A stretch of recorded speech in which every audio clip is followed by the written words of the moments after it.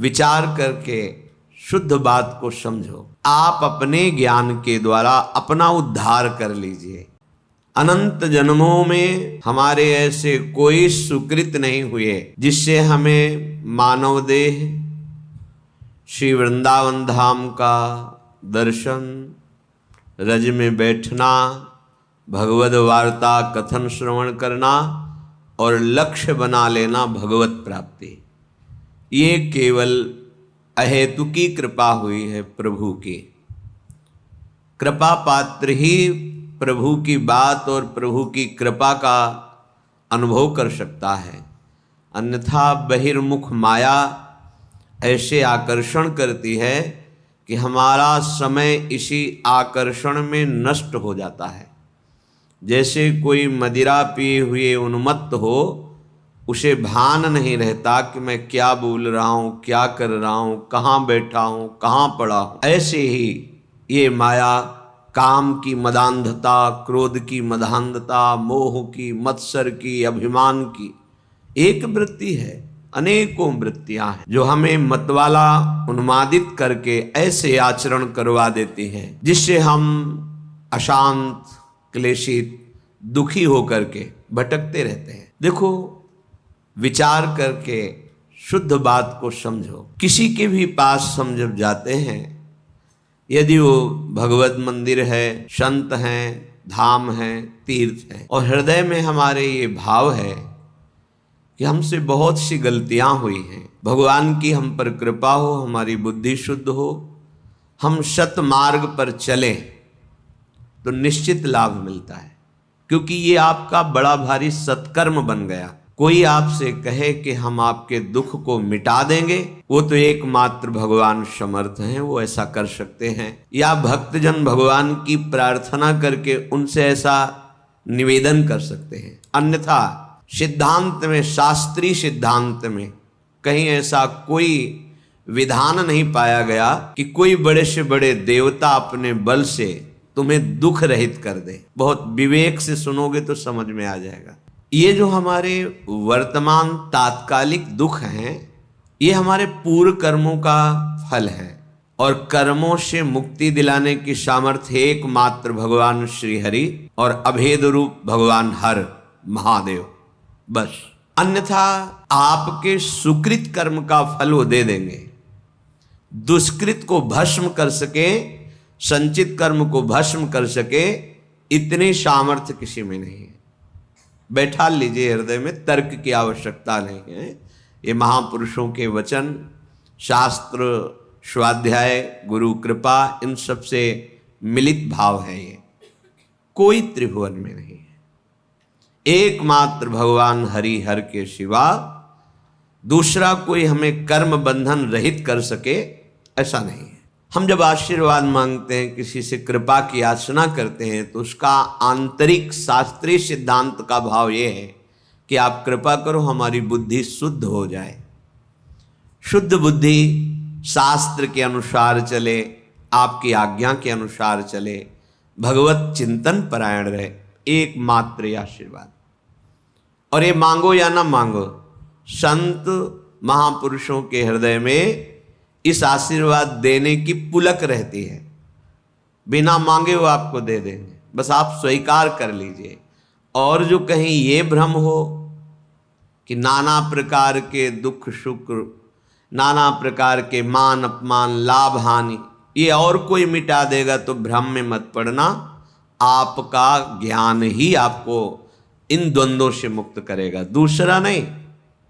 अगर ऐसा होता तो ऐसे सिद्ध महापुरुष हुए हैं ज्ञान में जो साक्षात चलते फिरते ब्रह्म रूप, और भक्ति में जिनके अधीन भगवान है। पर ऐसा देखा गया कि जो उन पर श्रद्धा करके, उनकी आज्ञा का पालन करके साधना की, वही द्वंद्वों से मुक्त हो गए। अन्यथा समीप रहते हुए भी वो स्वाद नहीं ले पाए परमार्थ का, रसास्वादन नहीं कर पाए। तभी तो ऐसे महापुरुषों के साथ अभद्र व्यवहार साथ रहने वालों ने किया। उन महापुरुष के आंतरिक रस को, बल को वही पा सकता है जो उनकी आज्ञा के अनुसार उपासना करे। ये सिद्धांत है। तो ये भावना लेकर के हम विषयाचरण करें, अधर्माचरण करें और कहीं जाएं और कोई हमें सुख प्रदान करे, तो इस भ्रम को आप मिटा देना। दुख सुख से निवृत्ति आपके ही ज्ञान से होगी। आप अपने ज्ञान के द्वारा अपना उद्धार कर लीजिए। आप अपने ज्ञान को जागृत करते हैं शास्त्र स्वाध्याय से, संत समागम से। अगर आप अपने ज्ञान को ढके रखेंगे और अज्ञान की वृत्तियां बढ़ाएंगे तो देखो सर्व ज्ञान समुद्र भगवान हृदय में बैठे हैं, फिर भी आप शोकित हैं, दुखी हैं, परेशान हैं। बात को समझिए, कहीं कोई दूसरा उपाय नहीं है। भगवान स्वयं बोले गीता जी में, देवी हृषा गुणमयी मम माया दुरत्तया मामेव ए प्रपद्यन्ते माया मेताम तरन्ति ते। ये बात तुम्हारी समझ में नहीं आ रही कि एकमात्र कह रहे हैं मामेव ये प्रपद्यन्ते। संत महापुरुषों की कृपा होती है कि वो हमारी बुद्धि को अपने कृपा बल से भगवान श्री हरि के चरणों में लगा देते, बस एकमात्र। और तो सब व्यवहार है, प्रपंच है, द्वंद्व है माया का। संत समागम का सीधा फल है सत्संगति संस्कृति कर अंता। आवागमन, जन्म मृत्यु, दुख सुख, लाभ हानि, ये जो संस्कृति चक्र है, इससे हम मुक्त हो जाएं तो संत कृपा हमारी बुद्धि को प्रभु चरणारविंद में लगा देती है। ये बात होती है। हम सोचें कि कोई विषय सुख, इसीलिए जो मानाभिमानी जन होते हैं, विषय सुख आकांक्षी होते हैं, 4 दिन उनकी श्रद्धा दिखाई देती है, इसके बाद गायब हो जाती है। क्योंकि असत पदार्थों की लाभा आकांक्षा रख करके आप सत मार्ग में कैसे आगे बढ़ सकते हैं? इसके लिए तो दोनों भावों का त्याग करना पड़ेगा, सुख भाव का और दुख भाव का। तभी आप सच्चिदानंद परम प्रेम रस महासुख की प्राप्ति कर पाएंगे। श्रीपाद कह रहे हैं, मानापमान कोटि भीर क्षुभितात्मा समस्त निरपेक्षा वृंदावन भुवि राधा नागर माराधये कदा मुदित। हे भाई, परमानंद का मार्ग दुख सुख दोनों से परे है। ये जो सांसारिक सुख है, सांसारिक दुख है, इन दोनों से अलग है। ये करोड़ों प्रकार से तुम्हारा कोई मान करे या अपमान करे, कह रहे क्षुभितात्मा समस्त निरपेक्षा।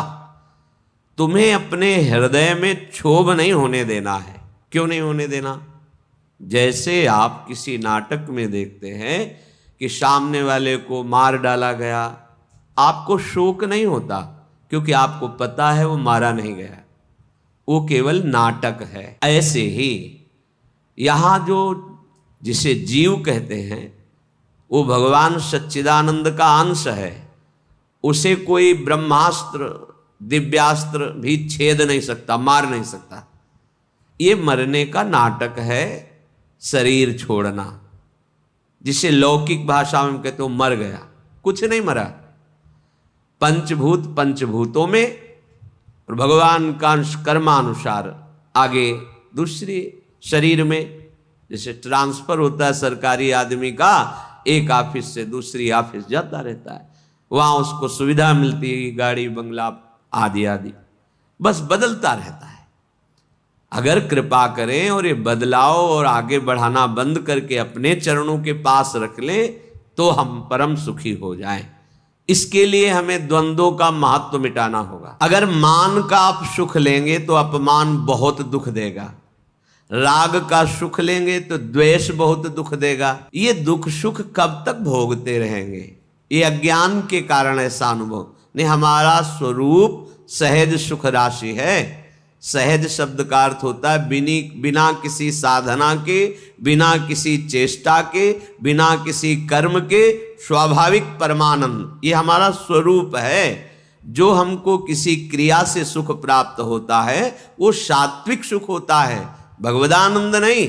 भगवदानंद स्वाभाविक है, सहज है। इसीलिए हमारी लाडली जू का एक नाम है सहजानंद वर्षिणी, सहज में आनंद की वर्षा करने वाली। अब ये सहज शब्द से हमारा परिचय नहीं तो लगता है बिना क्रियाओं से क्या हो जाए। जैसे कोई कहता है कि क्रियाओं से क्या हो जाएगा। हमने विचार करके देखा है, सत क्रियाओं से बुद्धि पवित्र होती है, असत क्रियाओं से बुद्धि गंदी होती है। गंदी बुद्धि का गंदा निश्चय होता है, पवित्र बुद्धि का दिव्य निश्चय होता है। बस इतना हुआ क्रियाओं से।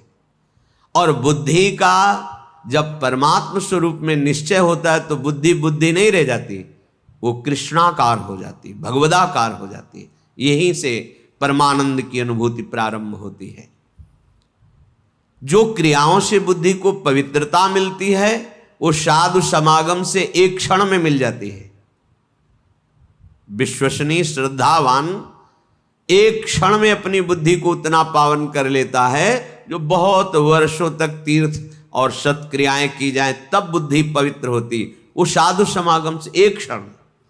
इसीलिए व्रतानि यज्ञ छंदांसि तीर्था नियमा यमाः यथा वरुंधेत सत्संगा सर्वसंगोपहो हिमाम। सत्संग के बराबर किसी को नहीं रखा गया। व्रत नियम तीर्थयाटन वेदों का स्वाध्याय दान पुण्य ये सब एक तरफ और साधु समागम एक तरफ। एक क्षण में बुद्धि को इतना पावन कर दे कि वो प्रभु प्यारे लगने लगे, अपने दोष अपने को चुभने लगे, असहनीय हो जाए। ये साधु समागम का ये आशीर्वाद है, ये कृपा है, ये फल है। मांगने की जरूरत नहीं है। आप श्रद्धा विश्वास पूर्वक साधु समागम करें तो ये आपके अंदर आने लगेगा। देखो परम साधु श्रीपाद प्रबोधानंद जी कहे, मानापमान कोटि भीर, करोड़ों प्रकार से तुम्हारा कोई मान कर। ये बिल्कुल ऐसा ही नाटक है जैसे सिनेमा में आप देखते हैं, बिल्कुल ये माया का सिनेमा है। ना मान की यहां सत्ता है, ना कोई अपमान की सत्ता है।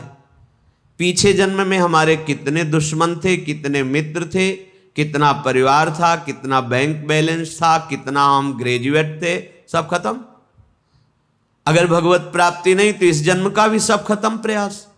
तो ऐसा खेल खेल रहे हैं कि वो सब खत्म हो जाता है, फिर नया। तो ऐसा खेल खेलो जो खत्म न हो। वो क्या है? भगवद स्मरण, भगवद आश्रय, प्रभु की आराधना। मानापमान कोट भी रक्षु। ये जो हमारे अंदर क्षोभ पैदा होता है किसी भी विषय से, ये अज्ञान से होता है, ये किसी के आशीर्वाद से नहीं मिटेगा। बड़ा आश्चर्य लगता है कि समझते नहीं। आप आशीर्वाद दे दो हमारा मन शांत हो जाए, कोई आशीर्वाद नहीं है। भ्रम में मत फंसना, बात समझना पड़ेगा। आपको विवेक के द्वारा आपको अपनी बात काटनी पड़ेगी, तब आपको शांति मिलेगी। तात्कालिक शांति, जैसे कोई बहुत थका हुआ पथिक आया, वातानुकूलित कक्ष में बैठ गया तो उसको तात्कालिक शांति मिलती, लेकिन स्थायी नहीं। ऐसे ही आप संसार से भटकते हुए, जले हुए, अशांत आए, संत महात्माओं के दर्शन के सभा में बैठे, आपको एक शांति मिली, स्थायी नहीं है। ये स्थायी तब होगी जब उनकी बात मानकर आप अपनी बुद्धि को उस मार्ग में चलाएंगे। ये प्रभाव तात्कालिक है। आपको ये जो आनंद की अनुभूति, एक शांति, एक विशेषता, ये प्रभाव है यहां का। लेकिन ये प्रभाव स्थायी बना रहे असंभव, क्योंकि त्रिगुणों का चक्र चलता रहता है, सतोगुण रजोगुण तमोगुण, ये हृदय में चलता रहता है। जब तक आप उपासना के द्वारा त्रिगुणातीत नहीं हो जाते तब तक ये प्रभाव स्थायी मत मानना। आंसू आ सकते हैं, रोमांच हो सकता है, तो प्रेम लक्षणा भक्ति थोड़ी हो सकती है। वो तात्कालिक सतोगुण का प्रभाव है आपके यहाँ। ऐसे वायुमंडल में बैठे हैं कि आपको भागवतिक आनंद की अनुभूति होगी। इसे स्थायी बनाना है तो जो उपदेश है उनको जीवन में धारण करना है। वो आचरण, भगवत स्मरण, भगवत सेवा, भगवत चरणारविंद का आश्रय, ये आपको त्रिगुणातीत करेगा। जब आप त्रिगुणातीत होंगे, किसी गुण का प्रभाव नहीं पड़ेगा, तब एक रस स्थिति आएगी। फिर ये प्रभाव आप विषयी पुरुषों के बीच में बैठ करके भी स्वाद लेंगे इसी आनंद का। आप 1 महीने सत्संग सुन रहे, आपका मन विषयों का त्याग करता चला जा रहा है, प्रभाव पड़। ये विश्वसनीय नहीं है, बात समझ लेना। जहां कुसंग हुआ तहां ऐसे करेगा हाथी का स्नान जैसा। अरे बहुत, एक बार गिरे गया, वो वहीं ले जाएगा। पूरे जीवन सतमार्ग का सावधानी पूर्वक अनुसरण, तब जाके द्वंद्वातीत स्थिति आती है, माया पर विजय प्राप्त करता है। ये जो क्षोभ होता है, किसी भी कोई बोल दिया, कटु बोल दिया, निंदा कर दी, उपहास कर दिया, हृदय में दुख पहुंचा, ये साधना की बहुत बड़ी कमजोर स्थिति है। एक बार एक महापुरुष गंगा के उनके पास, तो उन्होंने कहा कि भेष रंगा के, सीधे साधे गांव की भाषा, भेष रंगा के व्यवस्था की चक्कर में अगर पड़ेगा साधु, बुजुर्ग महापुरुष थे, तो फिर साधुता ही क्या हुई। जब हमारा कोई अपमान करे, कोई गाली दे, कोई निंदा करे, हमारे हृदय में उसका फर्क ना पड़े। जैसे हम नाटक में देखते हैं, तो देख रहे हैं लेकिन पता है झूठा है, असत्य है। ऐसे ही ये नहीं कि भान नहीं हो रहा, भान हो रहा है कि गाली दे रहा है, ये अपमान, पर उसका अस्तित्व तो नहीं है, वो असत्य वार्ता है, उसकी कोई सत्ता नहीं। जिसकी सत्ता नहीं, उसको जब हम सत्ता देते हैं तो हमारा हृदय दुखी हो जाता है। कह रहे क्षुभितात्मा समस्त निरपेक्षा, इसलिए इन समस्त द्वंद्वों से निरपेक्ष होना है। कैसे? बोले इसी मृत्यु लोक में बहुत सुंदर करुणा करके प्रभु ने उपाय रखा है। क्या? वृंदावन भूमि, वृंदावन भूमि में आओ, दर्शन करो। यहां बहुत सामर्थ्य है हृदय के परिवर्तन करने की, अलौकिक दिव्यता है। राधा नागर माराधे कदा मुदिता, किशोरी और किशोर जी की आराधना में तुम ऐसे आनंद को प्राप्त होगे कि ये कोई भी मान अपमान, दुख सुख, जन्म मृत्यु, ये तुम्हें व्यापेंगे नहीं। आओ वृंदावन का आश्रय लो, वृंदावन के रसिकों का संग करो, तो राधा नागर की आराधना बनने लगेगी। कैसे? शरीरम श्री वृंदावन भुवि सदा स्थापय, मनः सदा पार्श्वे वृंदावन रसिकयोर न्यस्य भजने, वचस्तत् केलीना मनवरत गाने रमयत, कथा पीयूषादौ श्रवण युगलम प्रीति विकलम। शरीर को सदा सत्संग में रखो। अगर हमारा शरीर सत्संग में रहेगा तो मन प्रेम रस में भीनने के लायक बन जाएगा। तन ही राख सत्संग में, मन ही प्रेम रस भेयो। सुख चाहत हरिवंश हित, तो कृष्ण कल्प तरु सेयो। प्रायः सिद्धांत को थोड़ा ऐसे घुमा के कहा जाता है कि तन को संसार में मत रखो, तन के द्वारा नाना प्रकार के कर्म करो, और मन रखो प्रभु में। यह सिद्ध पुरुष का लक्षण है, साधक का नहीं। यह सिद्ध पुरुष का लक्षण, जिसका मन भगवदाकार है, तो विषय प्रपंच संसार के कार्य करता हुआ भी वो ज्यों जल में कमल का फूल रहे, निरपेक्ष रहता है। पर साधक, नवीन मार्ग का पथिक, सत्संग की आवश्यकता है। सत्संग, सत्संग क्या है? नाम सत, रूप सत, धाम सत, लीला सत, उनके प्रेमी जनों के वचन सत। इस पे हैं आप, तो सत्संग में हैं आप। धाम का चिंतन चल रहा है, प्रभु के नाम का जप चल रहा है, रूप का ध्यान चल रहा है, लीला गुण का कथन श्रवण कर रहे हो। कथा पीयूषादौ श्रवण युगलम, अपने दोनों कानों से युगल चंद श्यामा श्याम की कथा, गुण लीला चरित्र, इनका हम पान कर रहे हैं।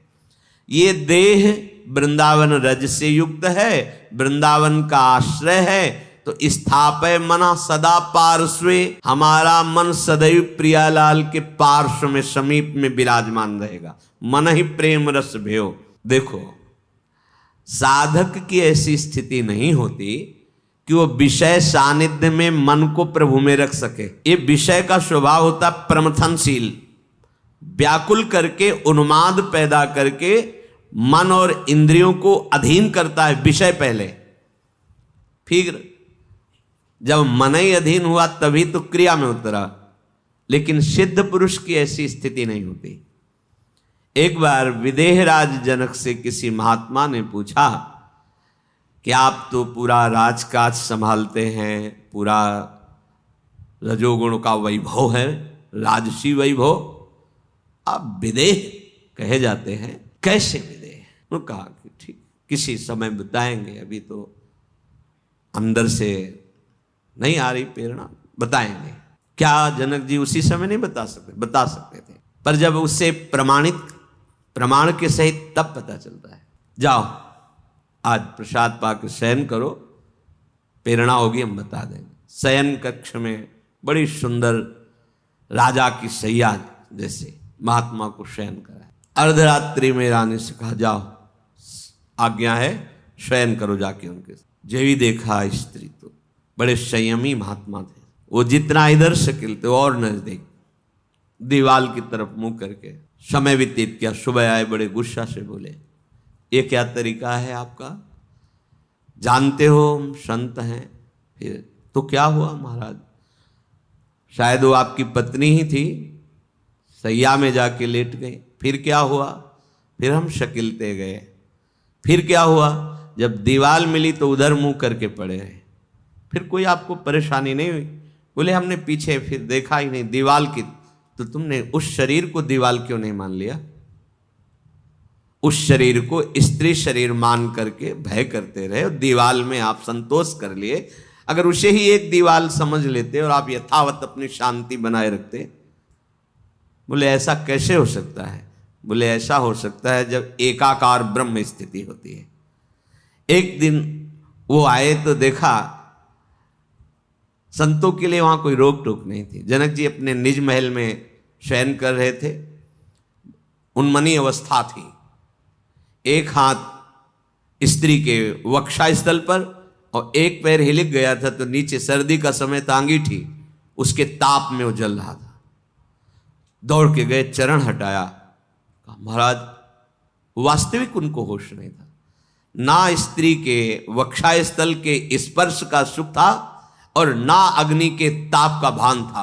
ब्रह्माकार वृत्ति, ये सिद्ध पुरुषों का सहज स्वाभाविक स्थिति होती, मन का प्रभाव होता है कि वो अपने आराध्य में अब वो विषयान ग्रहणंतु मुंचंतु वा, वो तुम्हें दिखाई दे रहे हैं विषय सेवन करते हुए या प्रपंची लोगों के बीच में, उनकी एक रस स्थिति रहती है। पर साधक को, उपासक को मन को प्रभु में स्थापित करना है, क्योंकि वो विषयों में, तो इससे सावधान होकर सत्संग करना है। केवल वार्ता ही सत्संग नहीं कहलाती, इसका मनन करके आचरण में उतारना। सत हरि नाम है, सत हरि धाम है, सत हरि रूप है, सत हरि लीला है, सत हरि भजन करने वाले भगवत प्रेमी महात्मा जन हैं, इनका चिंतन सतत रहना, ये सत्संग है। तो सतत तभी रह सकता है जब तन ही राखे सत्संग में, तन को अधिक से अधिक सत्संग में रखा जाए। ऐसे मित्र हों, ऐसे कुसंगी भोग हों, ऐसे कुसंगी दृश्य हों, कुसंगी वार्ता हो, फिर आप सोचो हम मन प्रभु में लगा ले तो समझ में ही नहीं आएगी ये बात। इसीलिए कह रहे शरीरम श्री वृंदावन भुवि सदा स्थापे तो मनः सदा पार्श्वे वृंदावन रसिकयोर न्यस्य भजने। जो रसिक महापुरुष युगल सरकार के भजन रस में डूबे हुए हैं, मन उस रस में पहुंचने लगेगा। जब आप रसिकों का संग करोगे, वृंदावन की रज लगाओगे, वचस तत्केली नाम नवरत गाने रमय तत्, वाणी का नियम बना लो कि हम अपनी जबान से किसी की निंदा नहीं करेंगे, प्रपंच की वार्ता नहीं करेंगे, आवश्यक बात बोल करके फिर नाम जप करेंगे या वाणी। अगर बात आपको समझ में आ जाए तो ये जो श्रीमद् चतुराशी जी है, इसके जो पद है, पहली बात तो तुम्हारा कोई भाव न बने, कोई श्रद्धा न बने। और अगर एक बार 84 जी का पाठ 24 घंटे में कर लेते हैं, 45 मिनट लगेंगे रफ्तार से करने में, थोड़ा आराम से गाएं 1 घंटा। और अपने लोग जैसे मस्ती से गाते हुए परिक्रमा लगाते तो 1.25 घंटे में पूरा से आराम। एक चतुरासी जी का पाठ करने वाला कभी 84 लाख योनियों में नहीं जा सकता। ये उन महापुरुषों के वचन हैं जिनके अधीन प्रियालाल हैं। छुट्टी 84 भ्रमंते निर्खय जुगल किशोर। कम से कम 84 लाख योनियों के दुख से तो आप मुक्त होना चाहते, नहीं प्रिया प्रीतम को देखना चाहते, नहीं सेवा चाहते, तो दुख से तो निकलना चाहते।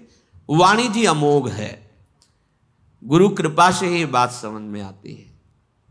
अगर चतुराशी जी के किसी भी पद को आप कंठस्थ कर ले, कोई एक पद, और उसी को 100 बार 200 बार अंदर अंदर गुनगुनाइए, फिर आप देखिए कैसे आपका हृदय निर्मल होता है, कितनी जल्दी आपके अंदर भागवतिक सद्गुण आते हैं। पर आप कीजिए, घंटों चलते हुए प्रपंच की वार्ता कर लेंगे, पद नहीं गुनगुनाएंगे। व्यर्थ में बैठे मन कल्पना में घूम रहा है, उसको डांट करके नाम में नहीं लगाएंगे। देखो, अगर सुख प्राप्त करना, इसीलिए हम प्रायः आपसे प्रार्थना करते रहते हैं कि ये आशीर्वाद, ये कोई कृपा या कोई पदार्थ दे दे, इस भ्रम में मत रहना।